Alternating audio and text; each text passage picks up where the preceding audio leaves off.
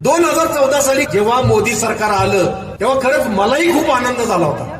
मी सुद्धा काँग्रेस विरोधात झालो होतो तोपर्यंत. मलाही वाटत होतं खूप भ्रष्टाचार होतो, अण्णांचं आंदोलन झालं होतं, त्याचा परिणाम होता. नाही आता मोदी आले पाहिजे, अच्छे दिन येणार असं वाटायला लागलं. 100 दिवसात काळा पैसा परत आणणार म्हटले ते, प्रत्येकाच्या खात्यावर 15-15 लाख येणार. म्हटलं काही नाही झालं तरी चालेल, एक पायरी जरी आपण आत्ता आहोत त्यापेक्षा वर गेलो तरी बस. आज 10 वर्षानंतर कळतंय एक पायरी वर जाणं दूर, आपण हजारो पायऱ्या खाली गेलो.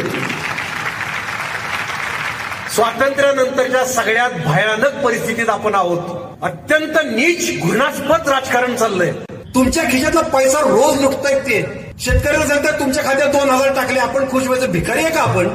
अरे आपलाच पैसा आहे तो.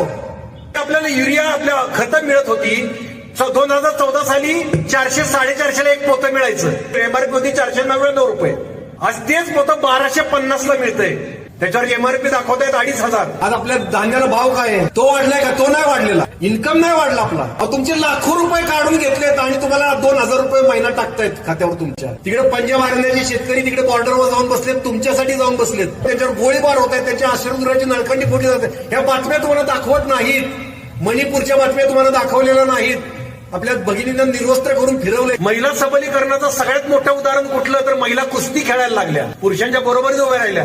त्या कुस्तीगीर महिला रस्त्यावर आल्या, आमचं लैंगिक शोषण होतंय, त्यांना न्याय मिळाला नाही आणि छत्रपती शिवाजी महाराजांची बरोबरी करता येते. लायकी आहे का यांची?